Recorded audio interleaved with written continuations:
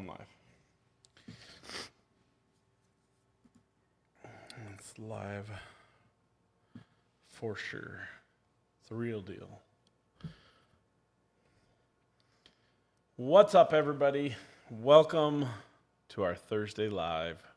Hopefully my microphone is over here far enough. I'm going to move it over just a smidge more. Hope everybody's doing good today. Mia is trying to move her microphone around and making lots of noise. Jeez, way to go, Mia. Sorry. Way to go. Yeah, get that microphone closer to you because, well, I'm just saying, like, make sure that it's closer because, like, I've noticed in, like, the podcast stuff that it's, yeah. Anyway. Welcome, everybody. What's that? I need a better spot for it then because now I'm like... You could put it to the side, like... Okay. Well, yeah, you don't have to put it, like, right behind your computer. I guess I'm going to mute you before it's like, you're going to make a mess of everything. She's a disaster. Okay, so today we are going to talk about something I realized, like, after I decided on this topic today, I was kind of like, okay, I talk about failing a lot. Maybe this is a complex I have. I know I've talked about this a lot. This is a little bit different topic. We're going to talk about some of the benefits, like the importances of failing and why it's important to fail forward. I know this is kind of like a little play on words, like falling forward, failing forward. Because when you fail forward, you're still progressing. So that's what we're going to talk about today. I hope you guys are ready for this because here it comes, but not until after we give you an intro. And it didn't work. That's fun. Why? What's up, guys? For those of you who don't know me, my name is Sam Marvin, and I have been in the photography industry for 25 plus years. While I love being a creative, business is my passion, and elevating the industry of photography is my focus. I created the 7-Figure Photographer to share my journey to 7 figures and help others find their way too.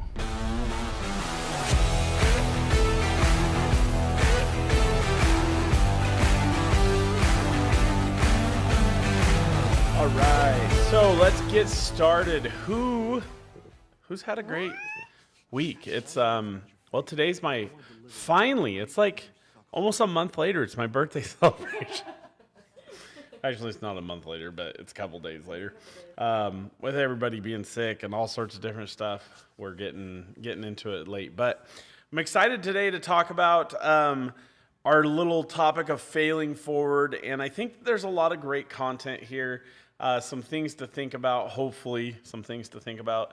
Let's make sure that Mia's all good. Why is yours showing? Oh, you're good. We're not going to worry about it. It's good. Okay, everybody say hi to Mia. We're going to cut over to Mia. Say hi, Mia. Mia's going to chime in a little bit today. Oh, Tim's here. We can finally start, so we're good to go. So before we get started, make sure for those of you who got the text message and you clicked on the link, even I think honestly anybody from Facebook, because it takes us into YouTube, make sure that if you clicked on the link and it says open app, click on open app and go in there and make sure to sign into your YouTube so you can watch from there, because in there you'll notice at the bottom of or somewhere on the screen, it has a live chat feature, which allows you to be able to comment in and to say things or just to let your voice be heard amongst all of everybody in there. So we're going to jump in to the topic today. And honestly, I think this is a little bit different topic. I believe than like what we've talked about. Obviously, we talked about right at the end of the year, we talked about like my biggest failures and then what we were going to do to overcome my biggest failures. We're going to talk about a couple of other things and why failing is actually really important. You guys have all heard me say on numerous occasions, one of my favorite quotes is failure is just, failure, the road to, I can't get words out. The road to success is paved in failures. But I also really love the comment, and I tell this to my son because my son oftentimes says, Dad, I'm afraid to fail, or I don't want to fail at it, or I don't want to screw it up. And one of the things that I really truly believe is that failure is a proof of effort. And I think that that's so vital because we really do have to fail in the things that we do in order to get better at what we do. So I'm going to talk about a couple of different key points. One of those key points is why sharing failures is so important. And I think that why it's so important, it's really it was for a long time a hard thing for me to do. I didn't want anybody to know that I had, nobody wants to know. Well, I think everybody does want to know. I didn't want anybody to know that I ever did anything but succeed or complete without failure. Because everybody thinks that no matter who you are or what you've done, when somebody looks at you and looks at the successes you have, they think, man, I just can't believe that person is so good at what they do. For instance, when I was young, had one of my best friends growing up in high school, his name was Billy. And I swear anything sports related or physical related that Billy touched, he was amazing at it. Mountain biking, snowmobiling, golfing. It was he was just a natural at everything. But it's not to say that he didn't have failures. Yesterday, my son at his basketball game, I was cracking up because at the end he was giving one of his teammates a pep talk. And he says, dude, you just need to go home and practice a little bit and you're going to get better. And I was sitting over there laughing and kind of because my son is struggling out on the basketball court because he doesn't go home and practice. He practices everything else but basketball. And so here he is telling this other kid, you just got to go home and practice a little bit on this and being a little bit faster about this. And I'm like, dude, you don't ever practice at anything. You practice video games, but he is progressing, and that's what's important.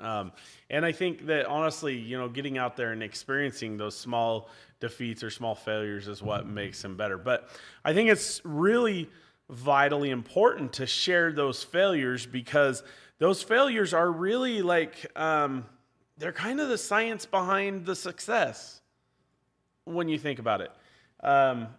Mia, do you have any failures that you want to share with us that you've I just like putting Mia on the spot. Oh, let's take the microphone, put the microphone on for you. What are some of the things that some of the, maybe not even the failures, what are some of the successes that you've had that came with a lot of failures? Oh my gosh, you're putting me on the spot. Yeah, I'm putting you on the spot. Is it sad that the first thing that comes to mind is my daughter? Should I even go there? Which are you talking about? Miranda. Well, one good thing is she won't ever see this. One good thing is she's not a failure. She's not a failure. So, yeah, but I've raised a pothead, and I have no idea why. Wow, you just went there. I did, and the funny thing is, for those of you that don't really know me, I am so not that person at all. I've never done drugs or anything like that. So, we're gonna get her some pot brownies later. For me, this I do feel like it's as a mom, I feel that I have failed her, and I feel like I have failed my duties to. I raised a pothead. I don't get it. I'm not sure how it happened. But in the same regards, I'm trying to wrap my mind around it and research it a bit more and learn things about it. And the reason why it's on the forefront of my mind is because she has tics, and from smoking pot, we have not seen a manifestation of her tics. They have really calmed down, which has made her more comfortable in the classroom, and it has made her more comfortable in public. And I'm not dodging her all the time because she's got these tics that attack your head. I will never tell her to her face that I've noticed this. I will never admit to it. So yeah, I don't know. I consider it kind of a failure because she's not exactly doing choices that I want her to make. But there are benefits I've seen to it, and hopefully we'll continue to move forward and not, I don't know where that one's going to go. You'll have to come back for that one. I don't know where that one's going. There you go. Mia just opened up a can of worms. There you go. Yep. A topic. So Mia's not suggesting that you guys all get your kids to smoke pot to get over their takes. We're cutting away from Mia now. That'll take care of you. You won't come back to me, right? So now, Carrie commented, but I didn't understand what it is. Posts on SM. Social media. That asks for people to tag others than crickets. Is that, I'd say That's it's- one of the things I asked them what they were, if they'd want to share any of their fails. So Oh. she considers that one a failure at this point. So, and then that's kind of a whole nother topic. Like, what do people consider failures? Right? Like, what all do you really consider a failure? Because, like, and I think it's really interesting because a lot of times people are like, well, yeah, you can say that because you're so successful, but at the same time, like, you don't understand the failures and the levels of failure that other people have at different levels of success. Yeah. Like, you don't understand the challenges that come with different levels of success, and the honestly, like, the sacrifices that people make at different levels of success, because sometimes we make that effort to sacrifice more than other people do. I think this actually kind of ties into the second part of this, because which is, imagine where you could be if you weren't afraid of failure. And here's a perfect example of that. Like, you don't understand what other people's failures like really entail, what the sacrifice they make to get there. When you look at Elon Musk, who owns Tesla, or he's the founder, creator, whatever of Tesla, also SpaceX. And do you realize that, like, so he's now known for SpaceX, the successful, like, one of the first successful private entity, like, space travel, like, companies. Like, that's quite amazing, like, if you think about it. What a lot of people don't know, and I think it's really interesting to know, is that when they were trying to get their first rocket to travel to space and return, they had lots of failures. In fact, they blew up 4 rockets to the tune of like $65 million a piece. That's crazy. And that success, like, people look at it and they're like, oh my gosh, like, they're so successful, or he's just like, anything he touches turns to gold. But, like, what about those failures? Those failures are huge. Now, yeah, blowing up 4 rockets to the tune of, let's see, what is that? 130 million a piece. So that's that's basically $250 million. I don't know about you guys, but that's a huge, huge risk. $250 million, which in turn yielded him a $3 billion contract with NASA. And honestly, for those of you who don't know the story of SpaceX and, like, kind of what obviously Elon Musk is trying to colonize Mars, which is all fun and crazy, wild, whatever. It's bizarre in its own right. But he also saw that in order to send anything to space, like, that business was crazy. Like, there was only certain companies in the world that could even do that. And most of them were Russian, or I think Russian, Chinese, and maybe it was just Russian and then NASA. But NASA had kind of bowed out. Like, the cost to send anything to space was like $97 million. And so for a rocket to take, like, even satellites to space or whatever, it would cost like $97 million to send something to space. And Elon Musk was able to cut that price down to half, basically $50 million, and be able to reuse the rockets to do so. And so, yeah, there was huge failures. And I think I even, I read the book that was put out about Elon Musk and everything, and it was really intriguing to kind of go down that pathway and see, like, all the different failures, but how his mind, like, chose to, like, how he chose to deal with, like, those failures and stuff, and how just, like, crazy they are. Jeff Bezos is kind of going through the same thing with Blue Origin, Yeah. which I think it's just kind of a fight to see who can do it first. But anyway, still, I think that it's important to think, like, where would we be, where would you be, or where could you be if you weren't afraid to take those risks? I remember, I think I even said this just the other day, I sat on the concept of doing this, like the 7-figure photographer, going online for years, because I was terrified that people would judge how fat I am, like all these different things. Like nobody would want to see my face on camera. I would be really embarrassed. The biggest thing that held me back was that I didn't have a name for it. And then I tell you about the name. That was actually the number one thing that held me back, was not having a name for my platform, which was now the 7-Figure Photographer. And even when I finally had that decision, or made that decision that that's what I was going to go with and stick with, then even the other night I have crazy just like anxiety about it, like thinking, man, people are going to think I'm a fraud, which is just all imposter syndrome stuff. But like, do you have, I'm going to put you on the spot again, Mia. Awesome. Do you,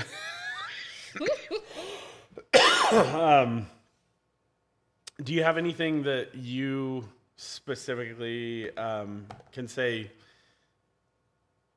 that, like, imagine where you could be if you weren't afraid of failure? What are some of the things you're afraid to fail at? Actually, this is actually great because we were just talking about this the other night. I knew you were going to do that. So yeah, share. Are you talking about with my sewing stuff? That's what that I was thinking. and like, I think that, well, let's venture on. Like, one of the things. Okay, we're going back to you can leave. No, we're going back to the screen with both me and you because I'm going to Okay, talk a little bit. Okay. So one of the things that Mia said to me the other day was that she was struggling with the fact that she doesn't feel like she's had success in anything. She was struggling with some of those things. And I think that all too often we get tied up in this, but yet we haven't even set our destination. Yeah, I think I rolled my eyes at you on camera. Did you roll your eyes at me? Because it was all over text. Yeah. But how often do you have, like, I mean, have you thought about, like, since that, what is your destination? Because when we don't know what our destination is, then yeah, the fear is crippling. Because there's really just there's no map of our road trip or our journey.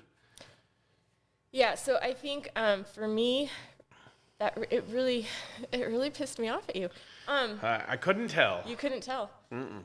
I think that the reason it was so hard for me is because I did have a place where I wanted to be.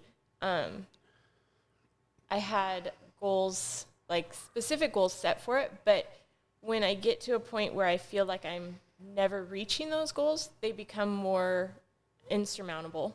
And so I'm kind of like at the point where now I don't even really care. Like, I just have a number in my head. I want to make this much money so that I can go and do the adventures. I don't even know if that amount is like what I need. And I think that's why I got so mad because, like, yeah. Because I was right? Yes. But I used to have a goal, and I think that's what it is, because and this is, we talked about my perspective, and I've had a rough year, and I'm not trying to sit in a victim spot, but because there's been so many things, I do feel like I've lost focus of I don't have a goal other than a number right now, and I don't even care how I get it. If I have to sell my feet pictures online at this point, I don't even care. That's like, awkward, right? There's got to be a market for tiny feet, like Shut up. You're such a brat. There's like midget feet. You can. They're not that bad. Well, actually, I don't think I can even say that. I don't think you can. So you're that might be okay. Shortpeoplefeet.com. But I'm not You should just make a website. I just have little feet. You just have short people feet. The point is, like, I don't even care anymore how I get there. I just want to hit a number, because to me, like, I've never been financially independent. But I think that there's so much wrong with the thought, I don't care how I get there, I just want to get there. But that's what I'm saying. That's what I realized. Because now, like, when you said that, I realized how wrong that is at this point. But it was just because I feel like I've been beat down so many times. Like, every door keeps getting closed that I don't even know which door to open anymore. And so I've just, like, forget it. I just want to get this number. Like, I changed my goal. And so when you said that, then I got all pissed off at you and myself, because, like, you're right. That's not, I need to have a destination. I need to sit down and take the time and figure out exactly where I need to be, or exactly where I want to be, so I can figure out how to get there. And I'll just fall forward the whole time. It's just, well, that's fine. Like, as long as you understand there's going to be failures, but you just have to press through those failures. Like, Josh thinks there's a market for my tiny feet. He could be my friend. Oh, there's a market. I know. Like I saw a TikTok of a very You should be large, careful. unattractive person the other day trying to sell their OnlyFans account, and I was like, "What? Like, there's a market for that?" I was thinking, man, there might be a market for fluffy men on OnlyFans. Just kidding. You didn't even laugh at that. Rude. Rude. We're done with Mia, so we're going back to me. Okay, so I actually, in all of my stuff today, when I was kind of researching some of this topic, because I had a couple of things I wanted to talk about, but then I was like, man, I'm going to run out of stuff to talk about really quick on this. But I found, what is this called? Is it an acronym? Probably. I don't know. You don't show me your notes anymore because I'm shut up. apparently not capable to press the freaking button to move them forward. Not that I'm bitter. Bitter much? Just Jeez, you're... Man, oh, she is on fire. It's my birthday celebration today. I guess it's your birthday celebration today too, so I can't be mean to you either. Okay, so I don't know what this is called. You guys can tell me what it's called. I'm a dork. Taking the words fail, first attempt in trying. And I think that really is valid because honestly, so, and I've said this lots before, I had this, for years, I had this mantra that it was like, I refuse to fail. What I realized as I started to look back is that I did have a lot of failures, but I just didn't it's like my storytelling. I have everything that I do in my life, all these things become a part of my story, and I value the parts that are fun, the excitement, and I tell stories about them.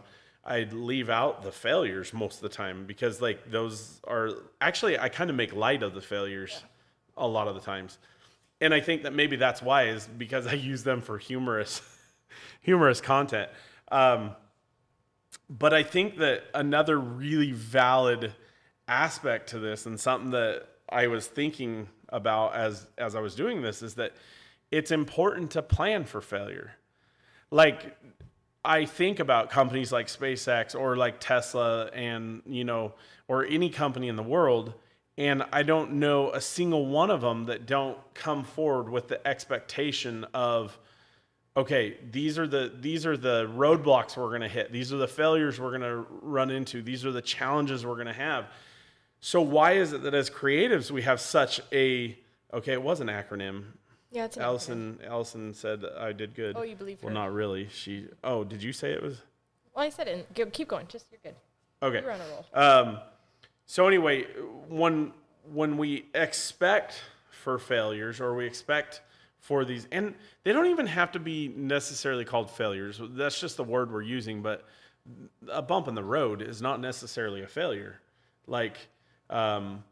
You can't even call yourself a failure as a parent until you absolutely, I don't think any time we can call ourselves a failure as a parent, but sometimes that's all it feels like. Yeah.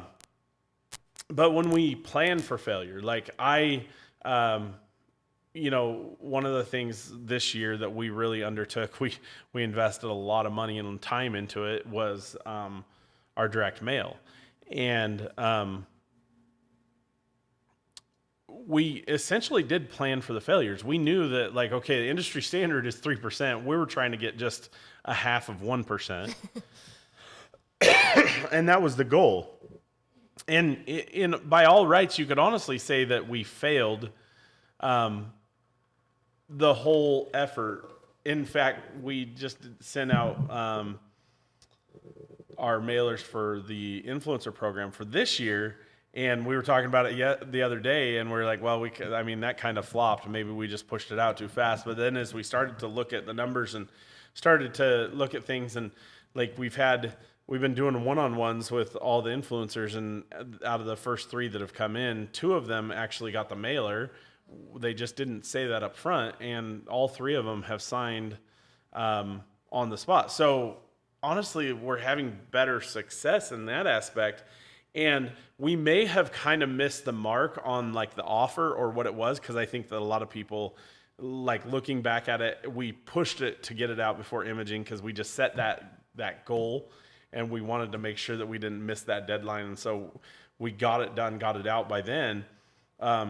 And I don't think we can call it a failure, because what it's been is it's just been one of those second touch points or third touch points, or an opportunity that we had the other day. Girl came in and they told us we were really good stalkers, and we didn't understand. And honestly, that's where it came together, that they had actually gotten the mailer, because Mia had reached out to the girl on Instagram, but they had already gotten the mailer. And so it all came together as like, Stalkers. we were stalkers. We just did a really good job of like hitting them on all different levels that we could. Another thing that we didn't plan for failure, I thought this was going to be like the best thing ever. Yeah. Was we created these cards. So now this is really cool, because I have a cool printer that we invested in. I was like, okay, there's a couple of things that we can do to make that printer resource be available to us for other things. And so one of those things was we created these, which are the Give 100, Get 100. And they're just a card. And basically at the end of their sales session, I would throw this together, print it out. It'd take about 10 minutes to print these cards out, front and back. And it just has a code on there that they can use for get $100 off when they book. It worked for a couple. Yeah. And that was about it. Yeah. So now we've talked about like, okay, we got to make a plan for the failures. Like how do we plan for those failures? How do we build the expectation in? And I think that all too often photographers, like they experience the first objection in the sales room, or the first failure, the first like roadblock, and they just throw their hands up and they say, nope, tried that, not ever doing that again because it hurt, right? And I think that all too often we create these barriers and we just limit ourselves so badly because we hit one little road bump or roadblock, speed bump, whatever. I'm just going to put them together. So, I mean, would you say that we have done like a good job, like that we plan for failures? Do we? Yeah, I think we need to do a better job of that. Well, I think while you were talking, one of the things that I thought about is when we look at the, like, again, pulling out, like, so using their cards. We looked at this as a whole, and yeah, maybe there's failures. But when you look at the little bits of it, what were we just talking about? Our mini, like, we our ran mini a few sessions. Mini sessions last year trying to get influencers. And as we were talking about it for this year, we're like, well, that didn't really work. Like, it was really hard to get people to come in, even though we're offering free shoots. So we looked at it kind of as a failure. And then when we were pulling up the pictures, did we say two of the girls? Three. All three of the girls, yeah. So 3 of the girls that we ended up signing as influencers last year through that are our top 3 referrals that we've had all year long from that program. So when you look at it that way, is that a failure?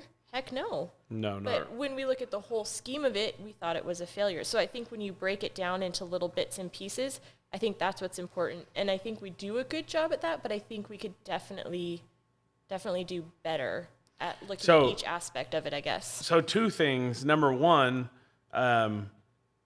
those, like, we both identified or recognized that it's not that those things were a failure. They could have just been, like, we could have done better with them. Yeah. And I think that I said this a couple weeks ago, failure really only exists when you stop trying. Yeah. And so one of the great things about what we have is that we sit down and we talk about these things and we're like, okay, what can we do different? What can we do to move it forward? What can we do to be better at what we're doing with it? Well, I think that when you're not afraid to talk to people about the things that you failed at, that's where you gain those little bits of perspective that allow you to tweak it and to move forward and to make it better. But I think so many people in society as a whole are afraid to tell somebody that they failed at something. Like, dude, I just told you all my kid smokes pot. Like, that's kind of a big failure. But at the same time, when I opened up about that, I had friends come to me and be like, look, it's not that bad. Or, like, let's look at it from this perspective. Or think about this aspect of it. And so if we're stop being so afraid about everybody judging us, I think we really can turn those failures into huge successes, as long as we're willing to open up about it and then make changes. Well, and also just look at, like, identify those things that we feel were failures, identifying them and looking at them and saying, okay, well, what can we do differently to make it better? And then how can we plan, or what are we going to do to change that? But then also putting, and I think that this is actually a really valid thing, because we should actually kind of almost put into our plan for everything that we do a plan for, okay, what do we do when this fails? Which we actually do a lot. Like, cause we actually had kind of a plan this year for, okay, we're sending out these mailers to all of our, like, we actually bought a mailing list for upcoming seniors. And this was a new way. I was like, okay, let's try something different. In the year of do something different. This month we're reading the book Get Different. So we decided to do direct mail to start it out. That wasn't our end all be all, but we thought that it would be better. But we also had a plan that, okay, when that doesn't work, we're going to go to, like, plan B. But in a sense, we're kind of all putting it together anyway, and working that plan all together as one. So, the other thing that I wanted to talk about is, and you kind of made this point before we got started, was the perspective. What is your perspective? So we just talked the other day, which apparently my whole topic on perspective hit a little harder than I expected. I wasn't prepared as well as I thought I could be. And we talked about perspective and how important is it to look at failure as, like, in a different perspective. Because sometimes those failures that we have, like, the perspective on them is different. Like, there's lots of different ways you can go with this, but as long as we are open to saying, okay, I'm willing to look at what I had as failure. Because a lot of times, like, even I do, like, I don't want to be reminded of my failures, but at the same time, like, they're valuable aspects of our business. And like we were saying, sharing those failures with other people gives people an opportunity to say, okay, well, Sam did this and he said it was a failure, or Sam did this and he failed largely at it, or whatever, or okay, he did it this way, but what can I do different? What's the different perspective on that as an individual, and how you can change what you do with it. So, what's your thought? Because I thought you were shaking your head like you had something deep. No, no, I think I can't imagine trying to go through all the things without having a sounding board or a village around you. Like, as you were talking about, I was just thinking about the different people that I turn to, and how much, like, when I'm staring at the problem, or what I feel is a problem, sometimes I can't move beyond it. Like, I can only see this part of it, but then I have somebody else and I complain to them, and they can be a voice of reason sometimes, and they might come up with something that's a bit different, but it allows me to look at it from a different perspective. So I think, like, just as you were saying that, I was thinking how valuable it is we should go back up to these that everybody said was their failures, and just give them another perspective, another way to think about it.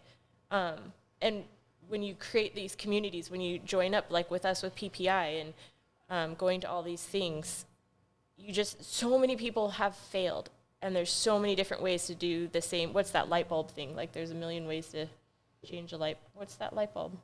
I don't know. But there's like a million ways to do one thing. Yeah. Do you know what I mean? So using those that are around you and taking advantage of their failures, and just being like, yeah, not going to try that one. You watch somebody fall on the ski hill or something, and you're like, not going to go down that one. That would be where I would go.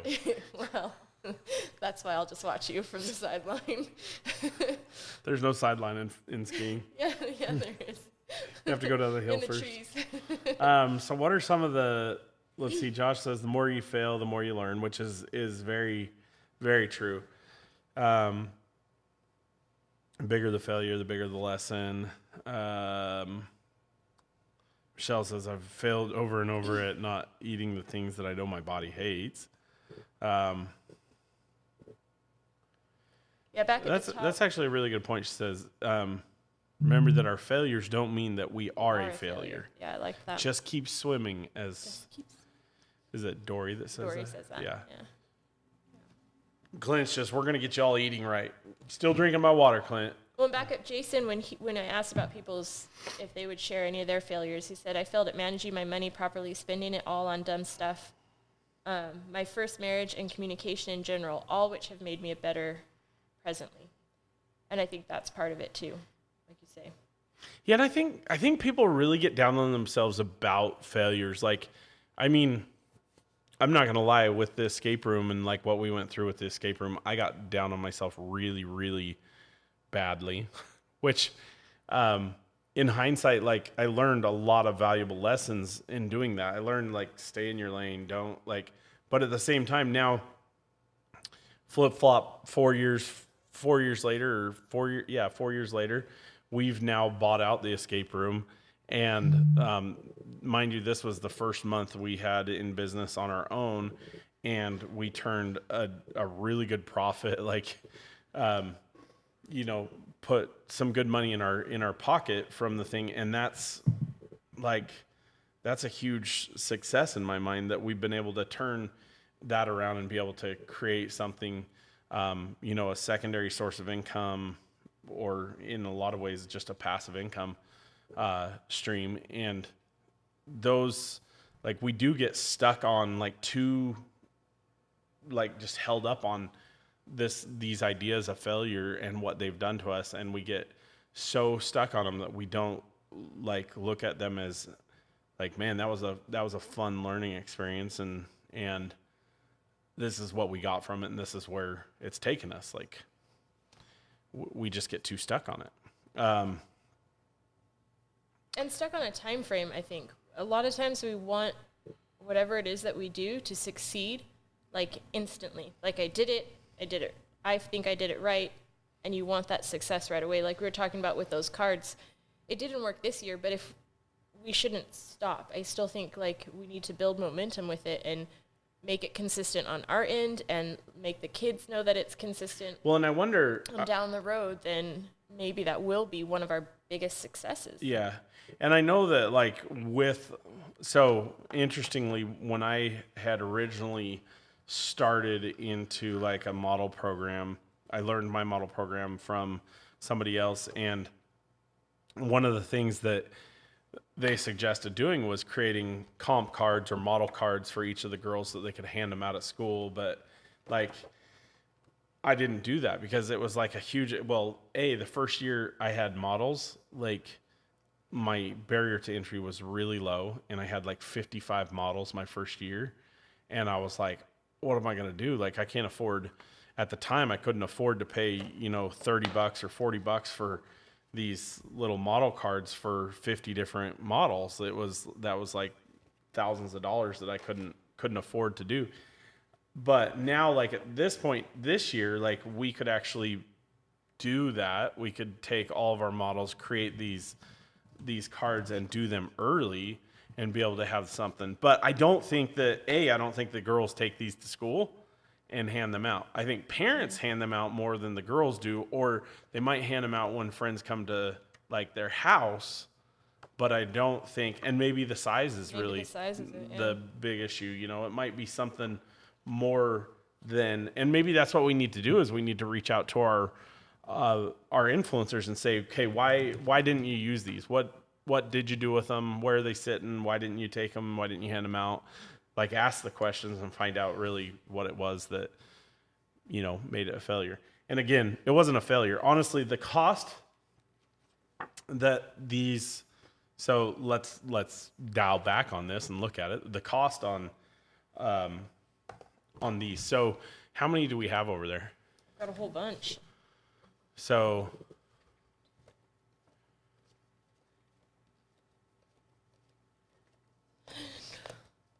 she's counting.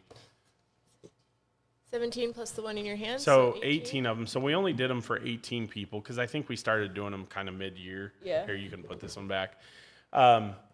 So, and I think maybe they cost, let's just round it up to 20 and say they cost me $5 a piece to do 25 cards. And so we're talking $100. Now, I know from those we got at least 3. Yes. I think we got at least 3 people just on an average. I'm trying to think of the people that we did because one of them was Mariah.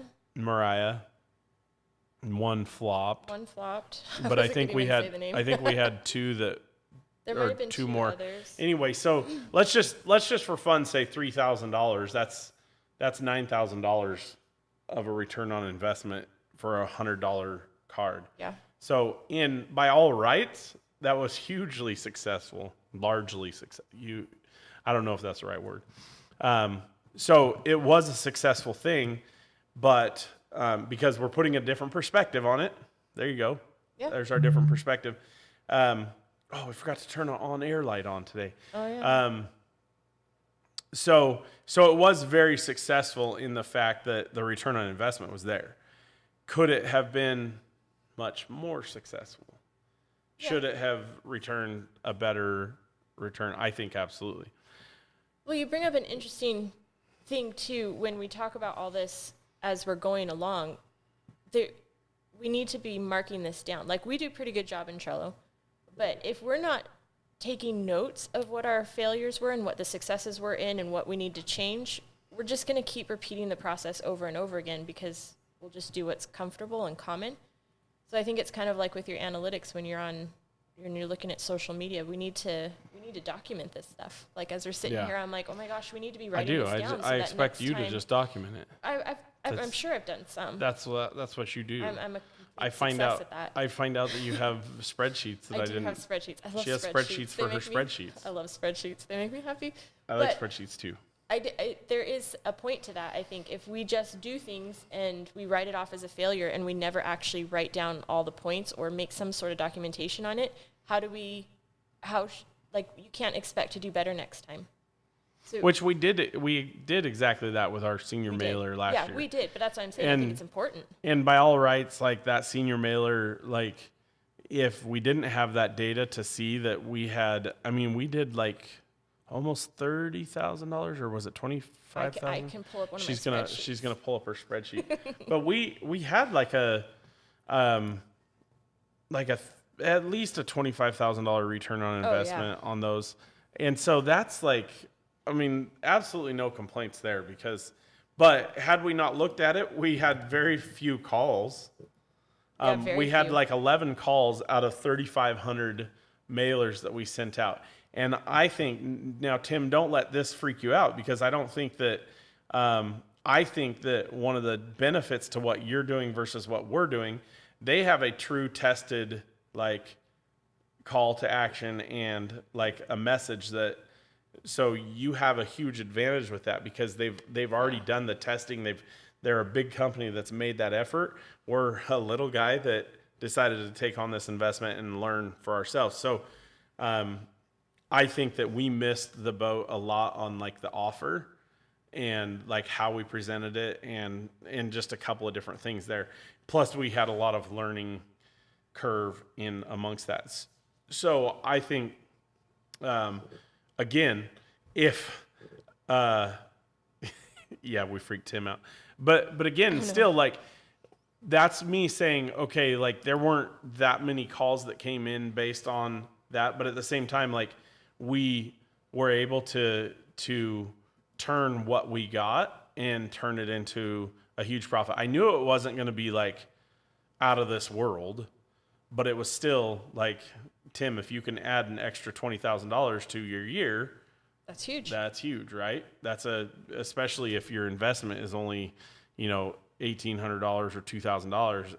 If you have return on investment that comes back at $20,000 or $25,000. That's huge. Yeah, our So- ROI on it was 81.67% and we were over 25 or 24,000. So it was But we good. didn't even put the families in there, did we? No, we don't have all of our family, and I haven't pushed those family sessions until the weather breaks. I Yeah, and haven't so pushed that too hard. still can build. Like, there's a lot of money that can still come from that, because realistically, that still came from that direct mail piece. So anyway, so overall today, the goal is, and the point here is that when you recognize that what you're doing in your business and your failures are when you're failing forward, when you're moving forward, it's kind of like, I saw something the other day where somebody, like, I think it was a snowboarder in the, like, one of the, like, X Games or something, and he ate crap on the landing, like, but he bounced and then flopped and ended up, like, popping up and still winning the competition. Like he basically, like, didn't stick it, but then ended up it was a time trial thing. And I think that really, like, that's kind of what resonates in my head about failing forward. Like, you can make mistakes, but then it's really about how you pop up from the experience, or how you get back up and get back on the horse. Like everybody always says, you know, it doesn't matter how many times you get bucked off a horse, it matters how many times you get back on the horse. And that's exactly what it is. It's like when you are willing to get back on the horse and ride again, then I had a time with a friend. He took me out horseback riding behind our house, and he put me on an Arabian or something like that. And apparently the horse was a runner, and anytime it got close to home, it was just like, okay, we're going for home. And no shit, like we got like a mile from home. We're talking like in the, like, I lived up kind of, they weren't like mountains, but they were like rolling hills. And we got like a mile from home. The horse just started taking off, and I had to just hold on like until we got back to the house. And I don't know that I've ever actually been on a horse again since. So this is not a good example, but I'm pretty sure I have been on a horse, maybe not.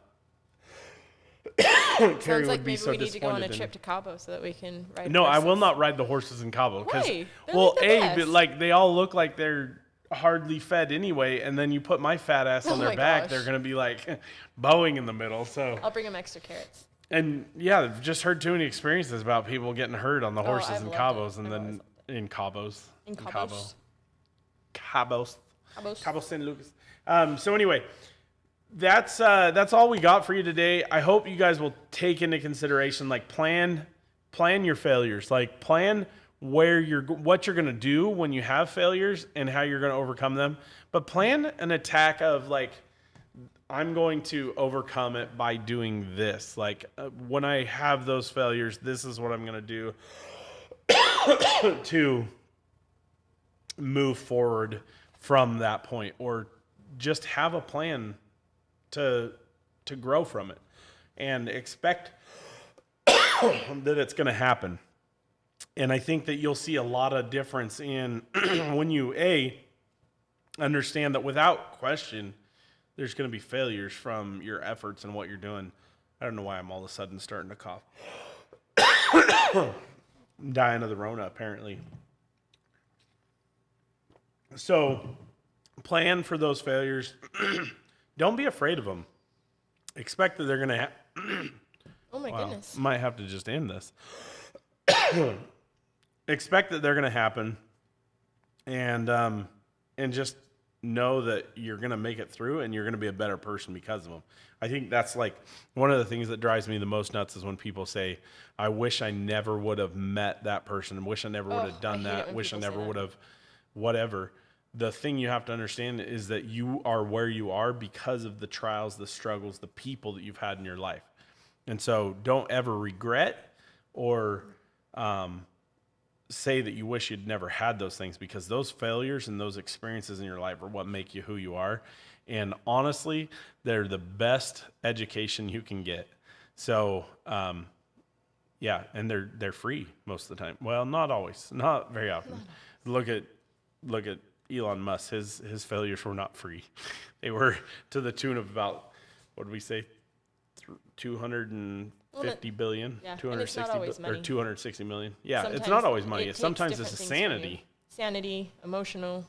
Yeah, the I mean, emotional, there's a whole array that you can. the emotional aspect, I'm sure, is Yeah. probably worse than any of it. So, all right, guys. I hope you guys have a wonderful weekend. We will be back next Tuesday, same time, same place. Anything to add? No, I think we should carry on the conversation in the group, though. I would love people to put up what their failures are and help each other, because they've had a few good ones in here. You know where what they're I talking love back and forth. is the fact that we've finally got, and it's only because Tim posted his. James really should have jumped on the bandwagon when he said he was going to post like about the book in the beginning, but Oh yeah. but Tim, we've actually got some good Yeah. discussion about the book I going should on. probably So buy that one. you still haven't bought it, No, I haven't. or I thought I ordered it for you. No, you didn't. You don't love me enough. Oh, okay. Well, I guess you don't get the book. Gotta get your own damn book. Gotta get my own book. All right, guys. Take care. Have a wonderful day, and we will see you next Tuesday.